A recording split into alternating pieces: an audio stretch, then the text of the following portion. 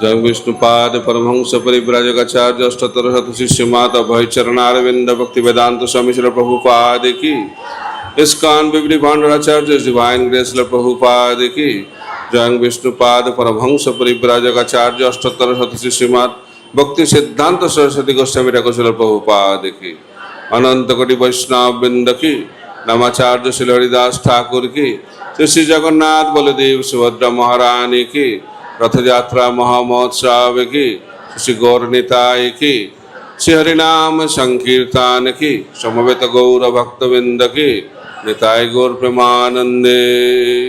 All glories to the assembled devotees, all glories to the assembled devotees, all glories to the assembled devotees, all glories, all glories, all glories to Sri Guru and Gauranga, all glories to Srila Prabhupada. Om Jnana Timirandasya Jnananjana Shalakaya Chakshurunmilitang Jena Tasmai Shri Gurave Namaha. Namo Vishnupadaya Krishna पृष्ठाय भूतले श्रीमते भक्ति वेदांत स्वामी निति नामिने।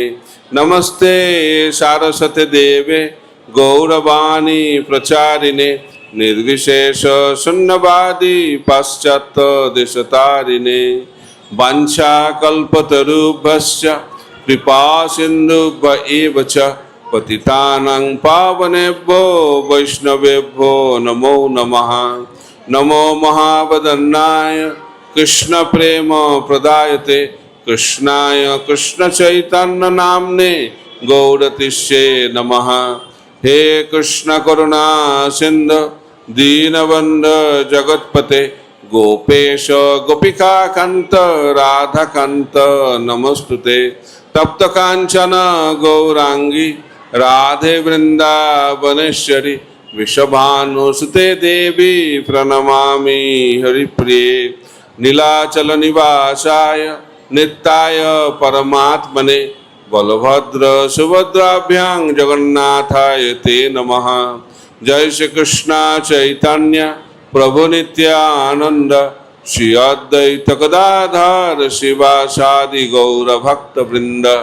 हरे कृष्णा कृष्णा कृष्णा हरे हरे हरे राम राम राम हरे हरे। मुखं करोति वाचालं पंगुल्लंघयते गिरिं यत्कृपातमहं वन्दे श्रीगुरुं दीनतारिणं परमानन्दमाधवं श्रीचैतन्य ईश्वरम्। हरे कृष्णा একসঙ্গে বলুন আপনারা উচ্চস্বরে হরে কৃষ্ণা হরে কৃষ্ণা কৃষ্ণা কৃষ্ণা হরে হরে হরে রাম রাম রাম হরে হরে।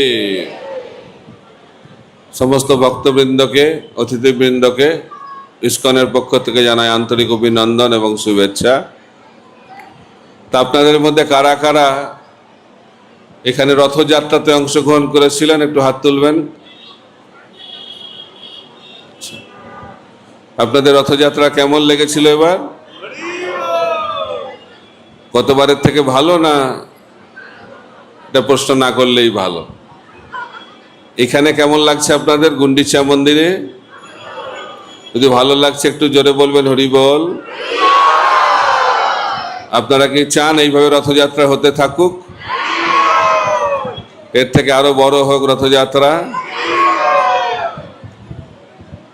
কারণ ভগবান ভক্তের সঙ্গে আদান প্রদান করতে খুব ভালোবাসেন।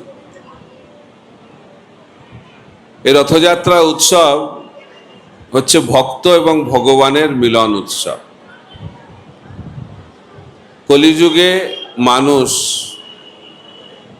মন্দিরে আসতে চায় না, তো সেই কারণে জগন্নাথ তিনি মন্দির থেকে বের হয়ে তিনি দুহাত বার করে সবাইকে আমন্ত্রণ জানাচ্ছে। সাধারণত ভক্তদের ভগবানের কাছে যাওয়া উচিত, কিন্তু কলিযুগে ভগবান জগন্নাথ স্বরূপে তিনি ভক্তের কাছে আসেন। তাই রথযাত্রা হচ্ছে ভক্ত এবং ভগবানের মিলন উৎসব। আপনারা জগন্নাথকে ভগবান হিসেবে মানেন? কারা কারা মানেন একটু হাত তুলবেন। খুব ভালো। তো জগন্নাথ যে স্বয়ং ভগবান কৃষ্ণ, এটা আপনারা মানেন? অনেকে হাত তুলছেন না। খুব ভালো। আপনারা কারা কারা চৈতন্য মহাপ্রভুকে ভগবান বলে মানেন? খুব ভালো। তো চৈতন্য মহাপ্রভু এবং জগন্নাথ দুজনেই কৃষ্ণ। যেই গৌর সেই কৃষ্ণ, সেই জগন্নাথ। তো কলিযুগে শ্রীল প্রভুপাদ অসীম কৃপা করে আমাদেরকে দুই ভগবানকে প্রদান করেছেন। এক ভগবান হচ্ছেন জগন্নাথ, আর আরেকটি ভগবান হচ্ছেন চৈতন্য মহাপ্রভু। চৈতন্য মহাপ্রভুকে সন্তুষ্ট করার পন্থা হচ্ছে হরিনাম সংকীর্তন। নাচো গাও ভক্ত সঙ্গে কর সংকীর্তন, এমনই মধুর মহাপ্রভুর বচন। যদি আমরা চৈতন্য মহাপ্রভুকে সন্তুষ্ট করতে চাই তাহলে কি করতে হবে? আমাদেরকে কি করতে হবে? হরিনাম করতে হবে। তা আপনারা কারা কারা গৃহে নিয়মিতভাবে ভগবানের দিব্য নাম হরে কৃষ্ণ মহামন্ত্র জপ করেন? হাত তুলবেন। কারা কারা 16 মালা জপ করেন? আচ্ছা, খুব ভালো। কারা কারা 16 মালা জপ করেন না?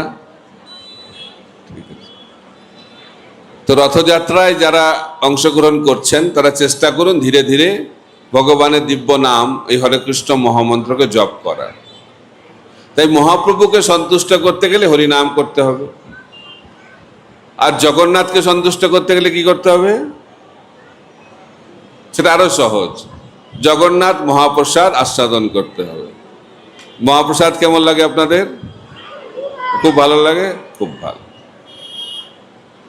তাই এই দুই ভগবান রথযাত্রার মাধ্যম দিয়ে এই জগতে ভগবত ধামে যাওয়ার পন্থা আমাদেরকে প্রদান করছেন এই কলিযুগে। কলিযুগে যদি আমাদেরকে ভগবত ধামে যেতে হয় তাহলে দুটি কার্য করতে হবে। একটা, নৃত্য করতে হবে, আর নৃত্য করতে করতে যদি ক্লান্ত হয়ে খিদে পায় তাহলে জগন্নাথ প্রসাদ গ্রহণ করতে হবে। অর্থাৎ ভগবত ধামে যাওয়ার পন্থা হচ্ছে নাচতে নাচতে খেতে খেতে ভগবত ধামে চলে যাওয়া। তা কারা কারা এরকম করতে চান? তো নাচতে নাচতে খেতে খেতে ভগবত ধামে যাওয়ার পন্থাটাই হচ্ছে কলিযুগের ধর্ম। কিন্তু অনেকে এটা না করে ধ্যান করতে চায়। এখানে কিছু দেখছি কিছু ভক্ত হরিনাম করছেন এখন বসে বসে, যখন ভগবত কথা শুনবেন তখন হরিনাম না করাটাই মঙ্গলজনক। কারণ ভগবত কথা এবং হরিনামে কোনো পার্থক্য নেই। আর যদি কথা শোনার সময় হরিনাম করেন তাহলে নামের চরণে অপরাধ হচ্ছে এবং ভগবত কথার চরণেও অপরাধ হচ্ছে। কোনোটাই ভালোভাবে হচ্ছে না। আমরা একসঙ্গে দুটো করে নিতে চাই, সময়ের বড় অভাব না। এই জন্য অনেকে জপে টাইম নেই, কখন জপ করব? ভাগবত ক্লাসে জপ করে নেব, না রান্না করতে করতে জপ করব, খেতে খেতে জপ করব। তাই এইভাবে জপ করলে অমনোযোগী জপ। অমনোযোগী জপ হচ্ছে অপরাধযুক্ত নাম। অর্থাৎ নাম তো হবে না, নামের চরণে আরো অপরাধ। তাই আমরা ভগবানের কথা যখন শুনব তখন একটু একাগ্র চিত্তে শুনতে হয়। কারণ একাগ্র চিত্তে যদি আমরা না শুনি তাহলে শ্রবণের ফল আমরা লাভ করতে পারবো না। তাই বলা হচ্ছে নিত্য সিদ্ধ কৃষ্ণ প্রেম সাধ্য কবু নয়, শ্রবণাদি শুদ্ধ চিত্তে করহ উদয়। শ্রবণ করতে হবে যদি কৃষ্ণ প্রেম পেতে চায়, কিন্তু সেটা কিভাবে করতে হবে? শ্রদ্ধা সহকারে। শ্রদ্ধা মানে একাগ্র চিত্তে শুনতে হবে। কলিযুগের মানুষের মন অত্যন্ত বিচলিত, তাই বিচলিত মনে আমরা ভগবানের কথা শুনতে পারি না। তাই মনকে শান্ত করতে হবে।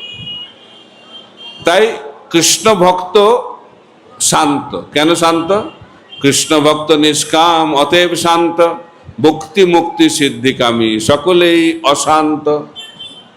তো কৃষ্ণ ভক্তের লক্ষণটা কি? কৃষ্ণ ভক্তের লক্ষণ হচ্ছে, কৃষ্ণ ভক্ত হচ্ছে নিষ্কাম। নিষ্কাম মানে ভগবানের কাছে গিয়ে কোনো জাগতিক বিষয়ে প্রার্থনা করেন না, আমাকে এটা দাও, আমাকে ওটা দাও। এই জাগতিক চাওয়া পাওয়া সেটি ভক্তের লক্ষণ নয়। ভক্ত হচ্ছে নিষ্কাম। ভগবানের কাছে গিয়ে জাগতিক কিছু প্রার্থনা করা উচিত নয়। কেন? কারণ যদি কারো কাছে কোটি কোটি টাকা আছে, তার কাছে গিয়ে কেউ যদি বলে আমাকে 100 টাকা দিন, সকালের খাবারটা আমি জোগাড় করব, তো সেটা কি বুদ্ধিমানের কাজ হলো না বোকামি হলো? তাই মহাপ্রভু বলছেন যে আমাকে ভজনা করছে কিন্তু বিষয় চায়, আমা ভজে বিষয় মাঙ্গে, সে তো একটা মূর্খ। কিন্তু মহাপ্রভু বলছেন আমি তো মূর্খ নই, আমি স্বচরণামৃত দিয়ে তার বিষয়টাকে, বিষয় বাসনাকে ভুলিয়ে দেব। তাই মহাপ্রভুর কৃপা লাভ হলে আমাদের বিষয় বাসনা চলে যায়। তাই রথযাত্রা চৈতন্য মহাপ্রভু নিজে অংশগ্রহণ করেছিলেন রথযাত্রা উৎসবে। তিনি যখন জগন্নাথ পুরীতে ছিলেন তখন এই রথযাত্রায় অংশগ্রহণ করতেন অনেক ভক্তদেরকে নিয়ে। কারণ যখন মহাপ্রভু জগন্নাথ পুরীতে থাকতেন, বঙ্গদেশ থেকে ভক্তরা জগন্নাথ পুরীতে যেতেন এবং চৈতন্য মহাপ্রভুর সঙ্গে একত্রিত হয়ে এই রথযাত্রায় অংশগ্রহণ করতেন। তাই জগন্নাথ পুরী ধাম হচ্ছে একটি অপূর্ব ধাম, যেখানে 3 প্রকারের ধাম একত্রিতভাবে রয়েছে। আপনারা জানেন 3 ধরনের ধাম আছে, ঐশ্বর্য ধাম, মাধুর্য ধাম এবং ঔদার্য ধাম। শুনেছেন? প্রথম শুনছেন মনে হচ্ছে। বৈকুণ্ঠ আদি যে ধাম দ্বারকা পর্যন্ত, সেটি হচ্ছে ঐশ্বর্য ধাম। বৃন্দাবন হচ্ছে মধুর ধাম, মাধুর্যমণ্ডিত ধাম। আর নবদ্বীপ মায়াপুর হচ্ছে ঔদার্য ধাম। মনে থাকবে? কি 3 ধরনের ধাম? প্রথমটা কি?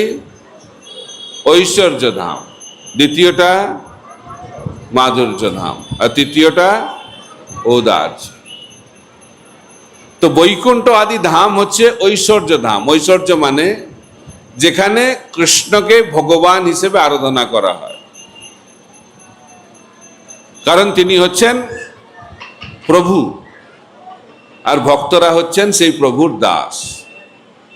সেই ভাব নিয়ে, দাস্য ভাবে যখন আমরা ভগবানের উপাসনা করি, সেটি হচ্ছে ঐশ্বর্য ধামের লক্ষণ। বৃন্দাবন মধুর ধাম কেন? কারণ বৃন্দাবনে কৃষ্ণ ভগবান নন। বৃন্দাবনে কোনো ভগবান থাকেন না। বৃন্দাবনে কে থাকেন? কৃষ্ণ থাকেন। বৃন্দাবনে কৃষ্ণ ভগবান নন, বৃন্দাবনে কৃষ্ণ হচ্ছেন একজন গোপবালক, 16 বছরের একটি গোপবালক। যোগমায়ার প্রভাবে কৃষ্ণ ভুলে গেছেন তিনি ভগবান, আর যোগমায়ার প্রভাবে ব্রজবাসীরাও ভুলে গেছেন কৃষ্ণ ভগবান। কারণ ভগবানের সঙ্গে সম্বন্ধ নিবিড় হতে পারে না যখন আমরা তাকে ভগবান বলে জানব। কারণ যারা মহান ব্যক্তি, তাদের কাছাকাছি যাওয়া যায় না, তাই না? অত বড় ব্যক্তি কি করে যাব? তাই ভগবান তো সর্বশ্রেষ্ঠ ব্যক্তি, তার কাছে কি করে যাব? দূর থেকে প্রণাম করতে হবে, দূর থেকে প্রার্থনা করতে হবে। তো সেটি হচ্ছে বেশিরভাগ মানুষের সম্পর্ক ভগবানের সঙ্গে। কিন্তু বৃন্দাবনে সম্পর্কটা হচ্ছে অত্যন্ত নিবিড়, মধুর সম্পর্ক। মধুর মানে হচ্ছে ভগবানের সঙ্গে ভক্তের একটা ঐকান্তিক সম্পর্ক স্থাপিত হয়, এটা হচ্ছে মধুর ধাম। আর ঔদার্য ধাম হচ্ছে নবদ্বীপ মায়াপুর, যেখানে কৃষ্ণ ভগবান ভক্ত ভাবে তিনি কৃষ্ণ প্রেমকে অকাতরে বিতরণ করছেন। এই তিন ধরনের ধাম। কিন্তু জগন্নাথপুরীতে তিনটি ধামই রয়েছে, নীলাচল, সুন্দরাচল এবং নবদ্বীপ একসঙ্গে রয়েছে। শ্রী মন্দির যেখানে ভগবান শ্রী জগন্নাথ দেব থাকেন সেটি হচ্ছে অভিন্ন দ্বারকা, দ্বারকাপুরী। সুন্দরাচল অর্থাৎ গুন্ডিচা মন্দির, সেই গুন্ডিচা মন্দির হচ্ছে বৃন্দাবন। আর সমুদ্র তটের কাছাকাছি গম্ভীরা, টোটা গোপীনাথ, হরিদাস ঠাকুরের সমাধি, এই সমস্ত স্থানগুলি যেখানে গৌড়ের ভক্তরা গিয়ে থাকতেন সেটি হচ্ছে অভিন্ন নবদ্বীপ ধাম। তাই কেউ যদি জগন্নাথ পুরীতে থাকে একই সঙ্গে তিনটি ধামে বসবাস করার অপূর্ব সৌভাগ্য সে লাভ করে থাকে। তো রথযাত্রা মানে কি? রথযাত্রা মানে হচ্ছে কৃষ্ণকে দ্বারকা থেকে বৃন্দাবনে নিয়ে যাওয়ার যাত্রা। রথযাত্রা মানে কৃষ্ণকে কুরুক্ষেত্র থেকে বৃন্দাবনে নিয়ে যাওয়ার যাত্রা। সেটা কিরকম? তা আপনারা জানেন যে কৃষ্ণ এই জগতে যখন আবির্ভূত হয়েছিলেন আজ থেকে 5,000 বছর আগে, এবং তিনি 129 বছর লীলাবিলাস করেছিলেন।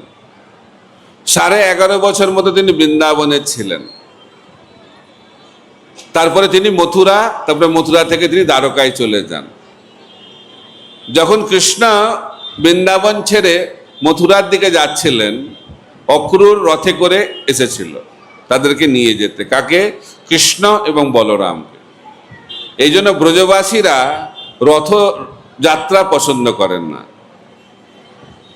ব্রজবাসীরা রথ দেখলেই কার কথা তাদের মনে হয়? অক্রূরের কথা মনে হয়। রথ দেখলে তাদের কি স্মরণ হয়? কৃষ্ণ বৃন্দাবন ছেড়ে চলে যাচ্ছে। তাই ব্রজবাসীরা রথ দেখলে অত্যন্ত দুঃখিত হয়ে পড়েন। তাই বৃন্দাবনে রথযাত্রা হয় না। তো বৃন্দাবনে যখন কৃষ্ণ লীলাবিলাস করছিলেন, তারপরে যখন মথুরায় চলে গেলেন, তখন ব্রজবাসীরা বাধা দিচ্ছিল, রথকে আটকে দিচ্ছিল। ট্রাফিক কি বলে, রোড ব্লক। রাস্তার সামনে দাঁড়িয়ে গেছিল, রথের চাকার কাছে শুয়ে পড়ছিল যাতে রথ যেতে না পারে। তখন কৃষ্ণ ব্রজগোপিকাদেরকে ডেকে বললেন যে আমার কিছু কাজ আছে মথুরাতে, সেটা করে আমি ফিরে আসব। তখন ব্রজগোপিকারা বললেন ঠিক আছে। সরল গ্রামের মেয়ে কৃষ্ণের কথা শুনে তারা বলল ঠিক আছে। তো কৃষ্ণ মথুরায় গিয়ে কংসকে বধ করলেন, কিন্তু তারপরে বিশেষ কারণে তিনি আর বৃন্দাবনে ফিরে আসতে পারলেন না। তিনি সেখান থেকে চলে গেলেন দ্বারকাতে। আর ব্রজবাসীরা সে বিরহ অনুভব করছে। ব্রজবাসীদের বিরহটা কিরকম? অত্যন্ত তীব্র বিরহ। চৈতন্য মহাপ্রভু বলছেন, যুগায়িতং নিমেষেন চক্ষুষা প্রাবৃষায়িতম শূন্যায়িতং জগৎ সর্বং গোবিন্দ বিরহেনম। তো কৃষ্ণের সঙ্গে ব্রজবাসীদের যে সম্পর্ক, তার বিরহটা কিরকম? এক মুহূর্ত বিরহটাকে একটা যুগের মতো লাগে, আর এক যুগের মিলনকে একটা মুহূর্তের মতো লাগে। এটা হচ্ছে কৃষ্ণ প্রেমের লক্ষণ। তা আমাদের কি অবস্থা আর ব্রজবাসীদের কি অবস্থা? ব্রজবাসীরা কৃষ্ণকে এক মুহূর্ত দর্শন না করতে পারলে সেই বিরহে তারা জীবন ত্যাগ করে দিতে চায়। সেরকম হচ্ছে তাদের প্রেম।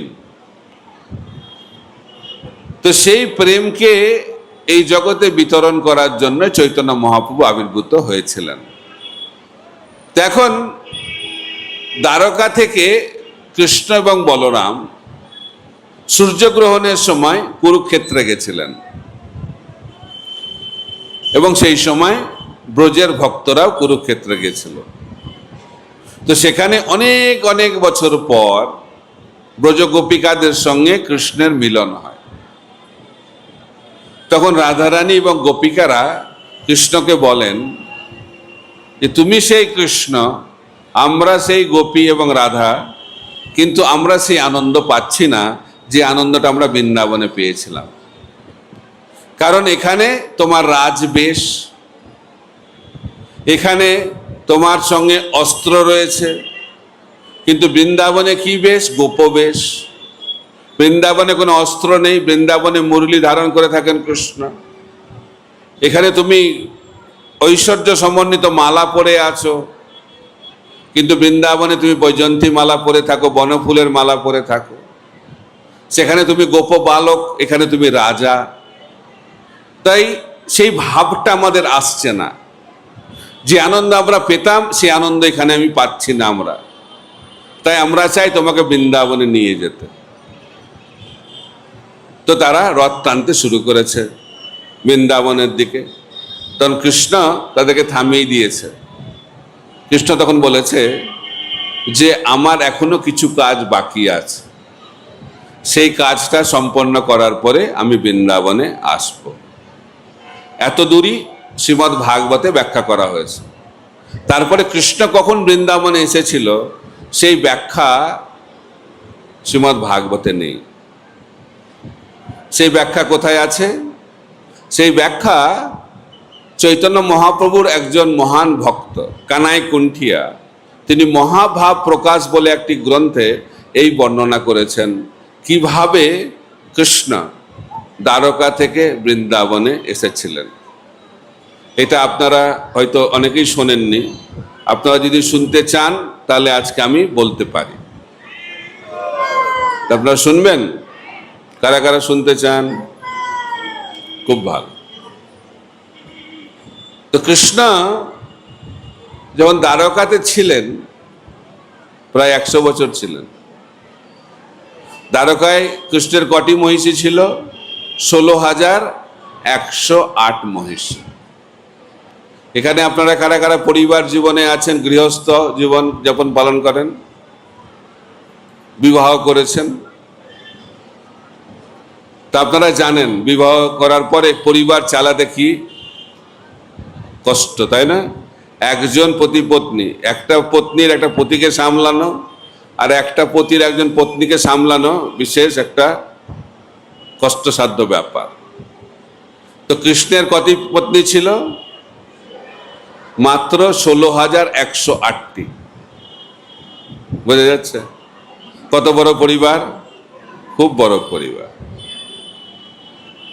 আর প্রতিটি পত্নীর জন্য কৃষ্ণ একটা করে রাজপ্রাসাদ তৈরি করে দিয়েছিলেন। কিরকম ভালো স্বামী না? এরকম স্বামী কেউ পাবে? কেউ পাবে। প্রত্যেকটা পত্নীর জন্য একটা ঘর না, প্রত্যেকটা পত্নীর জন্য এক একটা করে রাজপ্রাসাদ। আর সেই রাজপ্রাসাদ ইট পাথর দিয়ে তৈরি না, মণি মাণিক্য দিয়ে তৈরি। আর সব ধরনের ঋতু সেখানে বর্তমান। বোঝা যাচ্ছে?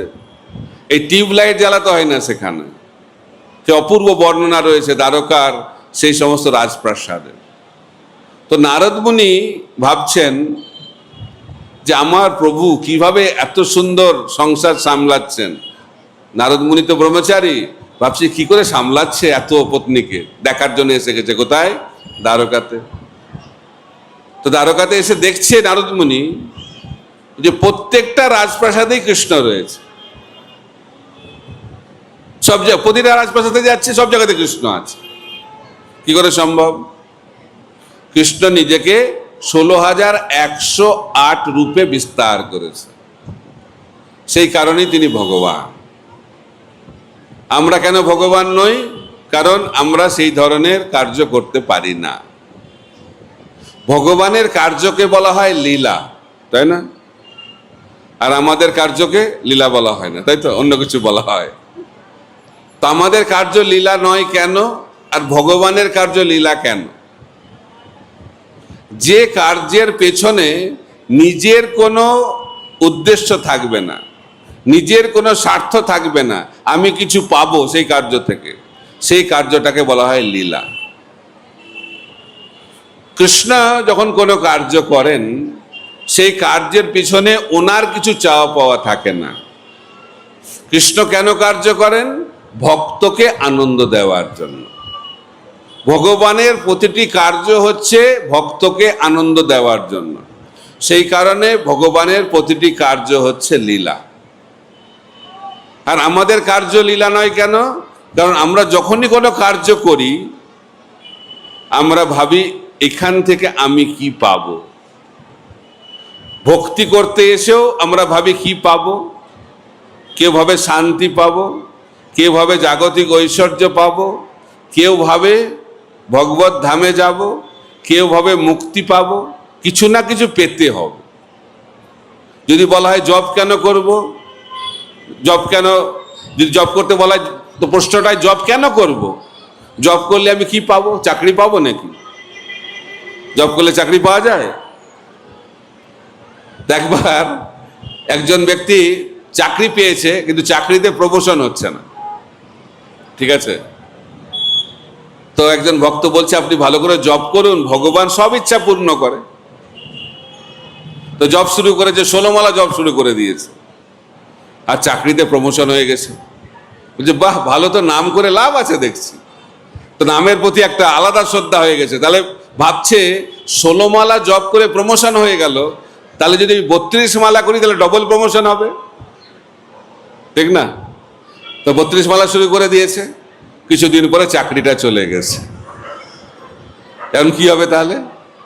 তবে ক্লাসটা দিচ্ছিলাম, একজন মাতাজি বলছে তাহলে এখন ভাই 64 মালা করতে হবে, তাহলে আবার চাকরিটা হয়তো ফিরে পেতে পারে। তো এখন আমরা ভাবছি জব কেন করছি? আমরা কিছু পাবো। শরীর খারাপ হলেও আমরা ভগবানের কাছে যাই। কখন যাই? প্রথমে ভগবানের কাছে যাব না, যখন সবকিছু আমাদের ফেল হয়ে যাবে তখন আমরা ভগবানের কাছে যাই, তাই তো? শরীর খারাপ হলে ডাক্তারের কাছে যাই, কার কাছে? অ্যালোপ্যাথি। অ্যালোপ্যাথি কাজ না করলে হোমিওপ্যাথি, হোমিওপ্যাথি কাজ না করলে ন্যাচারোপ্যাথি, ন্যাচারোপ্যাথি কাজ না করলে তিরুপতি। ভগবানের কাছে যখন কোনো কিছু কাজ করবে না ভগবানের কাছে যাব। কারণ ভগবান হচ্ছে আমাদের সমস্যা সমাধান করবে। আমার সমস্যা সমাধান করলে ভগবান খুব ভালো, আর সমস্যার সমাধান না করলে ভক্তি করে কি লাভ? এই ভাব নিয়ে কখনো ভগবানকে পাওয়া যাবে না। তাই ভগবানকে পেতে গেলে এই জাগতিক কামনা বাসনা ছাড়তে হবে। তো যাই হোক, কৃষ্ণ নিজেকে 16,108টি রূপে বিস্তার করেছেন দ্বারকাতে, আর মহিষেরা খুব সুন্দর সেবা করে। কিন্তু তা সত্ত্বেও কৃষ্ণর মনটা কোথায় পড়ে থাকে? বৃন্দাবনে, বৃন্দাবনে পড়ে থাকে। আর রাত্রেবেলায় তো ঘুমাতেই পারে না, রাত্রেবেলায় চিৎকার করে। মহিষেরা ভাবে কি হলো রে বাবা? আর কার নাম ধরে চিৎকার করে? যশোদা মা, নন্দ মহারাজ, গাভীদের নাম, তারপরে বিশেষ করে গোপিকাদের নাম, আর বিশেষ করে রাধারানীর নাম। এই হচ্ছে কৃষ্ণের অবস্থা। তো একদিন কি হয়েছে? একদিন কৃষ্ণ এরকম বৃন্দাবনে চিন্তা করতে করতে অচেতন হয়ে ভূমিতে পড়ে গেছে। তো সেই সময় সেখানে ছিল নারদ মুনি এবং উদ্ধব। তো উদ্ধব নারদ মুনিকে বলছেন যে আপনি এখন বৃন্দাবন বা রাধারানীর গুণকীর্তন করুন, তাহলে কৃষ্ণ জেগে উঠবে। তো নারদ মুনি বলছে আমার সেটা করতে কোনো অসুবিধা নেই, কিন্তু আমি যদি সেই গুণকীর্তন করি তাহলে কৃষ্ণ জেগে উঠবে, আর কৃষ্ণ জেগে উঠলেই বৃন্দাবনের দিকে ছুটতে থাকবে, তাকে আর ধরে রাখা যাবে না। তাই কর্তব্য হচ্ছে আমাদের একটা রথ রেডি করে রাখা, তাহলে কৃষ্ণ জেগে উঠলে রথে করে বৃন্দাবনে যেতে পারবে। তো রথের ব্যবস্থা করা হয়েছে। এখন আরেকটা সমস্যা বলছে, যদি কৃষ্ণ বৃন্দাবনে চলে যায় তো বৃন্দাবনে অবস্থাটা কি রকম? বৃন্দাবনে ব্রজবাসীরা বিতপ্রায়, কারণ তাদের বিরহটা এত, সারা দিন ধরে সারা রাত ধরে খালি কান্না করে। বৃন্দাবন মানে হচ্ছে কৃষ্ণের জন্য ক্রন্দন করা। শিল প্রভুপাদ বলছেন আমি ইস্কন তৈরি করেছি এই জগৎকে শিক্ষা দেওয়ার জন্য কিভাবে কৃষ্ণের জন্য ক্রন্দন করতে হয়। এই জগৎটা হচ্ছে কান্নার জগৎ, কান্না ছাড়া অন্য কিছু আমরা লাভ করতে পারবো না এই জগতে। আমাদের জন্ম কিভাবে হয়? কিভাবে জন্ম হয়? যে জন্ম দেয় সে কান্না করে, আর যে জন্ম নেয় সেও কান্না করে। আর ডাক্তার যদি দেখে দুজনে কান্না করছে না, বলে কান্না করো, কান্না না করলে অ্যাবনর্মাল, আর কান্না হয়ে গেলেই নাও নর্মাল ডেলিভারি হয়ে গেছে। অর্থাৎ আমাদের জন্মটা কিভাবে হয়? কান্না করতে করতে। মৃত্যুটা কিভাবে হয়? কান্না করতে করতে। আর সারা জীবন কি হয়? কান্না। তাই কান্নার কোনো বিকল্প নেই। অনেকে বলে এই জগৎটা দুঃখময় কেন? কারণ এই জগৎটা দুঃখের জন্য তৈরি করা হয়েছে, এই জগৎটা কান্না করার জন্যই তৈরি করা হয়েছে। কেন? আমরা হচ্ছে কৃষ্ণ বিমুখ। কৃষ্ণ বিমুখ মানুষদের জন্য এই জগৎকে তৈরি করা হয়েছে, তো কান্না করতে হবে। এই জগতের জন্য যখন আমরা কান্না করবো, বারবার জন্ম মৃত্যু জরাব্যাধির চক্রে আমাদেরকে আবর্তিত হতে হবে। আমরা এই জগতে কেন আবর্তিত হচ্ছি বারবার?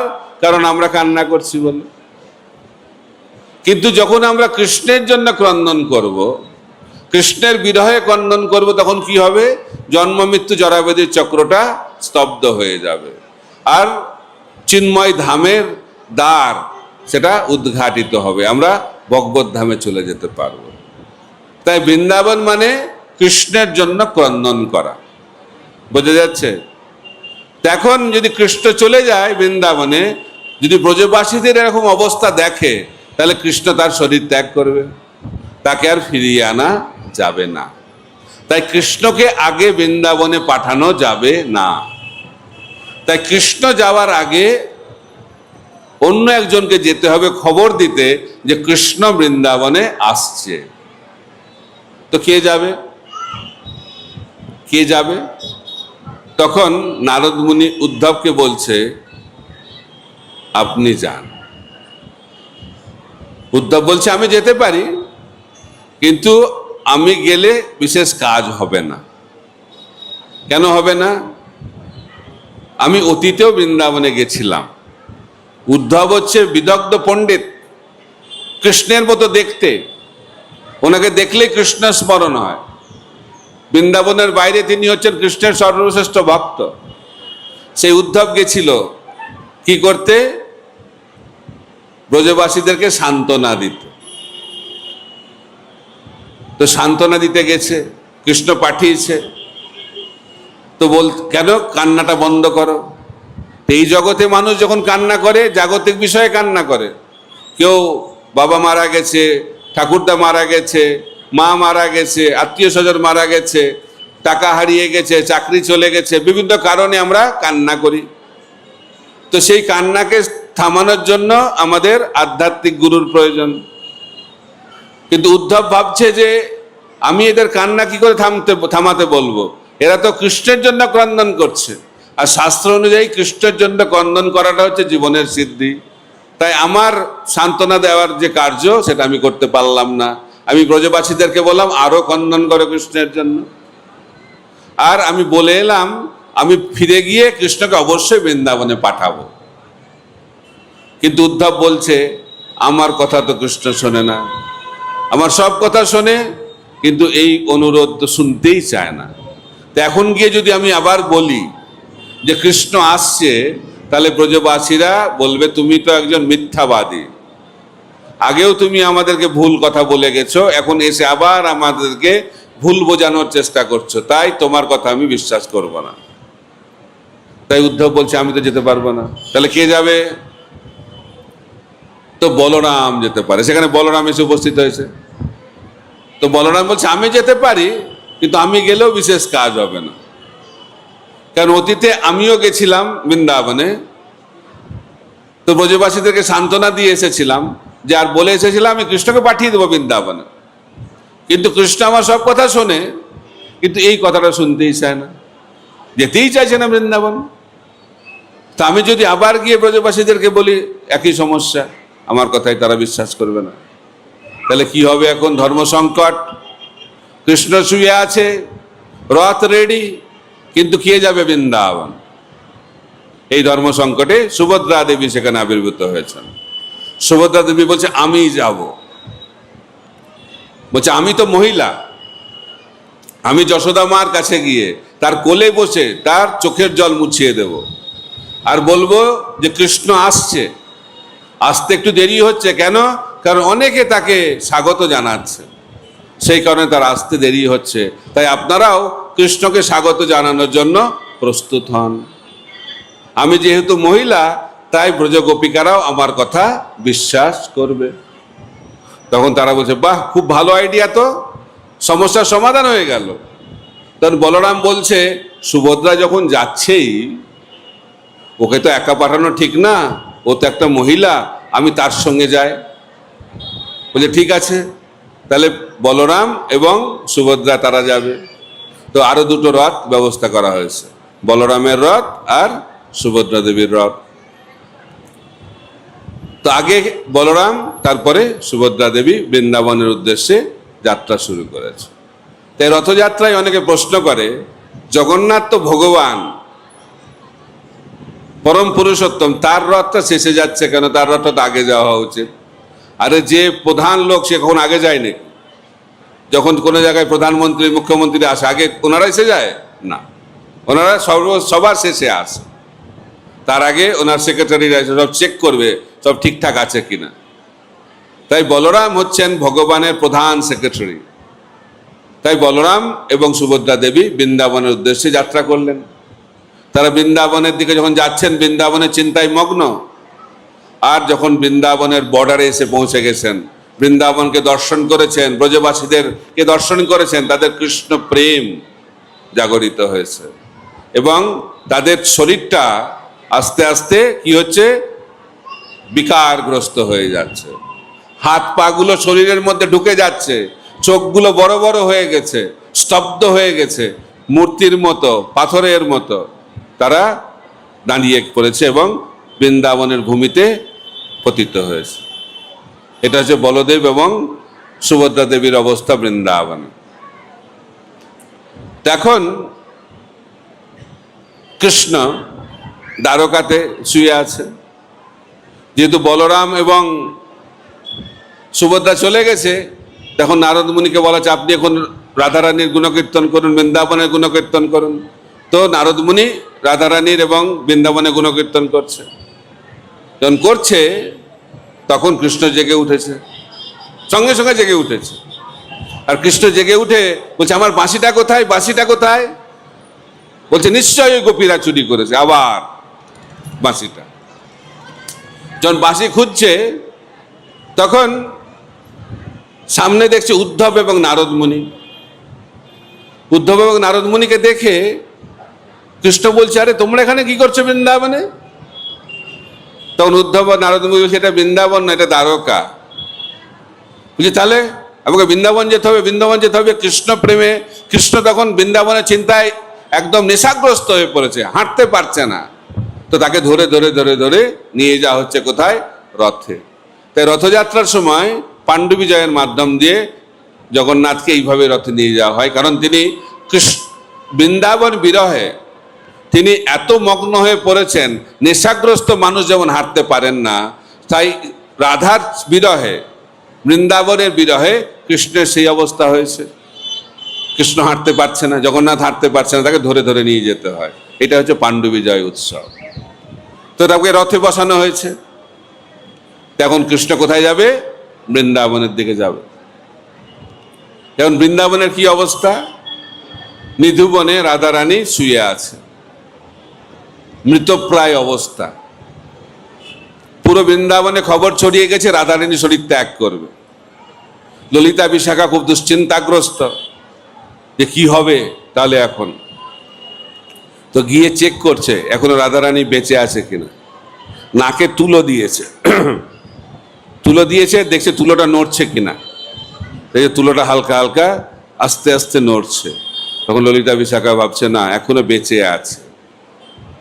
আর যখন রাধারানী এইভাবে শুয়ে আছে মৃতপ্রায় অবস্থা, এটাকে বলা হচ্ছে প্রেমের সর্বশ্রেষ্ঠ স্থিতি। যখন প্রেমের স্থিতিটা চরম পরাকাষ্ঠা লাভ করে, তখন সেই ভক্তের এই অবস্থা হয়। এটা কারোর মধ্যে হবে না, খালি শ্রীমতী রাধারানীর মধ্যেই হবে। তো বলা হচ্ছে ভক্তির অনেক স্তর রয়েছে। আদৌ শ্রদ্ধা তথা সাধু সঙ্গ, ভজন ক্রিয়া, অনর্থ নিবৃত্তি, নিষ্ঠা, রুচি, আসক্তি, ভাব, তারপরে হচ্ছে প্রেম। তো প্রেমটা হচ্ছে সিদ্ধি। তো প্রেমের আবার অনেক স্তর রয়েছে, স্নেহ, মান, প্রণয়, রাগ, অনুরাগ, ভাব, মহাভাব। আর এই মহাভাবের স্বরূপ হচ্ছে, স্বরূপিনী হচ্ছে রাধা ঠাকুরানী। তো রাধারানী হচ্ছেন এই মহাভাবের মূর্ত বিগ্রহ। আর সেই মহাভাবেরও আবার স্তর রয়েছে। সেই সর্বশ্রেষ্ঠ স্তরে যখন রাধারানী চলে যান তখন এই অবস্থা হয়। তো এখন যখন রাধারানীর এই অবস্থা, যারা রাধারানীর বিরোধী পক্ষ তারা সবাই এসে রাধারানীর গুণকীর্তন করছে। প্রথম কে এসেছে? রাধারানীর স্বামী অভিমন্যু। অভিমন্যু এসে গেছে। সবাই বলে আয়ন ঘোষ এসে বলছে, আমি তো জানি, সকলে বলে আমি তোমার স্বামী, কিন্তু আমি তো তোমার স্বামী নয়, আমি তো ছায়া রাধারানীকে বিবাহ করেছি। ঠিক যেভাবে রাবণ কোন সীতাকে হরণ করেছিলেন? মায়া সীতাকে। তাই রাধারানীর সঙ্গে কার বিয়ে হয়েছিল? কৃষ্ণের বিবাহ হয়েছিল। কিন্তু অভিমন্যুর সঙ্গে কার বিবাহ হয়েছে? মায়া রাধারানী, ছায়া রাধারানী। এসে তখন গুণকীর্তন করছে। অভিমন্যু বলছে, আমি তো জানি তোমার প্রকৃত পতি কে, আমি তোমার প্রকৃত পতি নয়। এইভাবে রাধারানী গুণকীর্তন করছে কে? অভিমন্যু। তারপরে এসে গেছে কুটিলা।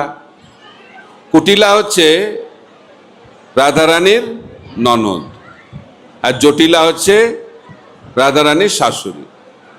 শাশুড়ি আর ননদের সঙ্গে বৌমাদের খুব একটা জমে না, তাই না? এই জগতেও দেখা যায়, সবসময় ঝগড়া হয়। এটা চিন্ময় জগৎ থেকেই আসছে।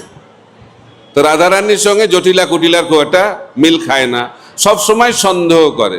জটিলা কুটিলা সবসময় পিছনে লেগে থাকে, কখন রাধারানীকে ধরবে, কৃষ্ণের সঙ্গে মিলিত হবে যখন, তাকে ধরতে হবে। আর কুটিলা ঘোষণা করেছে, ব্রজে যদি কেউ সতী নারী থাকে সে হচ্ছে সে। আর রাধারানী তো একদম অসতী। এটা কৃষ্ণর খুব একটা ভালো লাগে না শুনতে, কারণ কৃষ্ণ তো জানেন পরম সতী হচ্ছে শ্রীমতী রাধারানী। তো সেটাকে প্রমাণ করার জন্য কৃষ্ণ একবার জ্বর লীলা করেছে। তার জ্বর হয়েছে, যেমন জগন্নাথের জ্বর হয় স্নানযাত্রার পরে, তো কৃষ্ণেরও জ্বর হয়েছে। তো কোনো ওষুধ কাজ করছে না, সব ডাক্তার ফেল।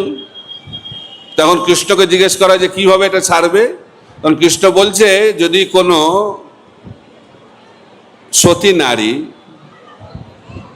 যমুনা থেকে একটা পাত্রে করে জল নিয়ে আসবে। পাত্রটা কিরকম? পাত্রতে অনেক ছিদ্র থাকবে, শত ছিদ্রযুক্ত পাত্র। আর সেই ছিদ্রযুক্ত পাত্রে জল নিয়ে আসতে হবে যমুনা থেকে, আর এক ফোঁটাও জল যেন না পড়ে। সেই জল যদি নিয়ে আসে, তাহলে সেই জলে স্নান করলে আমার জ্বর সেরে যাবে। তো কে আনবে? কুটিলা, সতী নারী। তো কুটিলা আনতে গেছে, সমস্ত জল সঙ্গে সঙ্গে পড়ে গেছে। আর সকলে হাসাহাসি করছে, কেউ আর আনতে পারছে না, কে এভাবে জল আনতে পারবে? তখন কি হয়েছে? রাধারানীকে বলা হয়েছে। তো রাধারানী এখন জল আনতে যাচ্ছে। তো রাধারানী কৃষ্ণকে স্মরণ করতে করতে জল আনতে যাচ্ছে, আর যমুনা থেকে জল তুলেছে, এক ফোঁটা জলও পড়ছে না। সেই জল নিয়ে এসে কৃষ্ণকে দিয়েছে এবং কৃষ্ণের জ্বর সেরে গেছে। এইভাবে কৃষ্ণ প্রমাণ করলেন শ্রীমতী রাধারানী হচ্ছেন পরম সতী। এই লীলা কে বলছেন? কুটিলা। কাকে বলছে? রাধারানীকে শোনাচ্ছে। যখন কেউ এই দেহত্যাগ করে না, দেহত্যাগের পরে সবাই ভালো হয়ে যায়। দেখবেন মৃত্যুর পরে সবাই ভালো হয়ে যায়। যখন বেঁচে থাকে খুব গালাগালি খায়, কিন্তু মরে যাওয়ার পরে কি ভালো ছিল, কি ভালো ছিল, ভক্ত সমাজে ওটা দেখা যায়। তাই বেঁচে থাকার সময় গুণকীর্তন করলে ভালো, মৃত্যুর পরে করলে তো ভালোই, কিন্তু মৃত্যুর আগে গুণকীর্তন করা উচিত। তো তারপরে এসে গেছে চন্দ্রাবলী। চন্দ্রাবলী বিরোধী পক্ষের গোপী। তো যত গোপী আছে তার মধ্যে দুটি দল রয়েছে, ডান পক্ষ আর বাম পক্ষ। জানেন তো আপনারা? জানেন না? দুই দলের গোপী। বাম পক্ষের নেত্রী হচ্ছেন শ্রীমতী রাধারানী, আর ডান পক্ষের নেত্রী হচ্ছেন চন্দ্রাবলী। অনেক গোপী রয়েছে এই জগতেও। যখন কৃষ্ণ লীলাবিলাস করেছিলেন, যখন মহা রাসলীলা হয়েছিল, তখন কৃষ্ণ 300 কোটি গোপীর সঙ্গে লীলাবিলাস করেছিলেন। সংখ্যাটা মনে থাকবে? কত গোপী? কত গোপী? 300 কোটি। চিন্ময় জগতে কত গোপী আছে? অনন্ত, অসংখ্য, গোনা যাবে না। তো তাদের দুটি দল, ডান পক্ষ বাম পক্ষ, ভাবের পার্থক্য রয়েছে। যারা ডান পক্ষের গোপী তারা কি ভাবেন? তারা ভাবেন আমরা হচ্ছে কৃষ্ণের, এটা ভাব। আমরা কার? কৃষ্ণের। এটা হচ্ছে ডান পক্ষের ভাব। আর বাম পক্ষের কি ভাব? বাম পক্ষের ভাব হচ্ছে কৃষ্ণ আমার, এটা হচ্ছে বাম পক্ষের ভাব। তাই বাম পক্ষের ভাবের দ্বারা কৃষ্ণ বেশি আকৃষ্ট হয়। তাই সেই কারণে রাধারানী হচ্ছেন সর্বশ্রেষ্ঠা গোপী। তো চন্দ্রাবলী এসে রাধারানীকে বলছেন যে কৃষ্ণ তো আমার সঙ্গে মিলিত হতে আসে, তুমি ভাবছো যে কৃষ্ণ আমার সঙ্গে মিলিত হয়ে আনন্দ পাচ্ছে না। কৃষ্ণ আমার সঙ্গে থাকলেও কার কথা চিন্তা করছে? তোমার কথাই চিন্তা করছে। চন্দ্রাবলী কাকে বলছে? রাধারানীকে। তো কেন আমার কাছে আসে? তোমার রাগটাকে বাড়ানোর জন্য, তোমার বিরহকে বাড়ানোর জন্য। তো সেই কারণে তুমি হচ্ছে সর্বশ্রেষ্ঠা গোপী।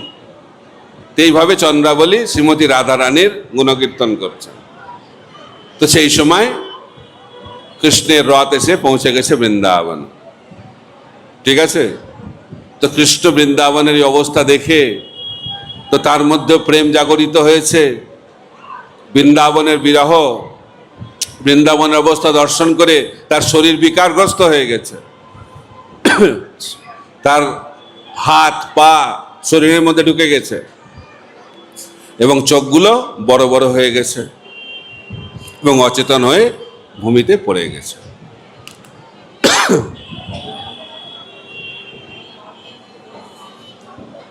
যখন কৃষ্ণ এইভাবে বৃন্দাবন বিরহে অচেতন হয়ে পড়ে যায় এবং তার শরীর বিকারগ্রস্ত হয়, সেটি হচ্ছে জগন্নাথের রূপ।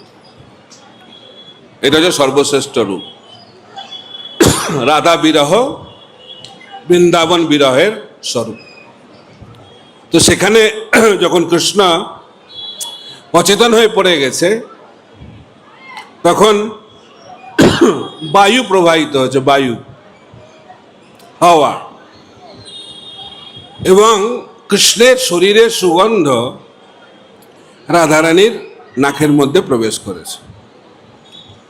যখনই প্রবেশ করেছে তখন রাধারানী বুঝতে পেরেছে কৃষ্ণ এসে গেছে।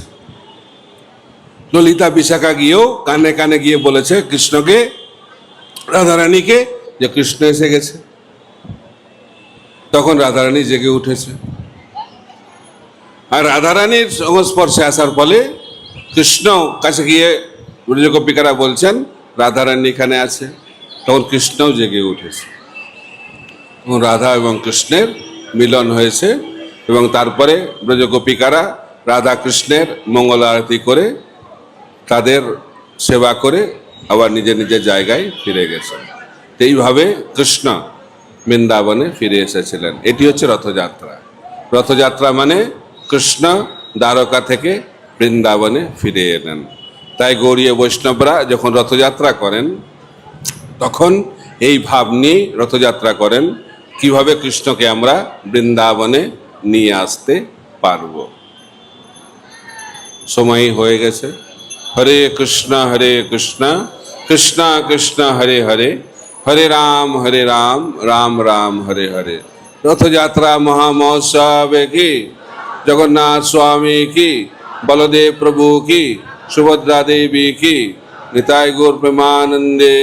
हरि हरि बोल।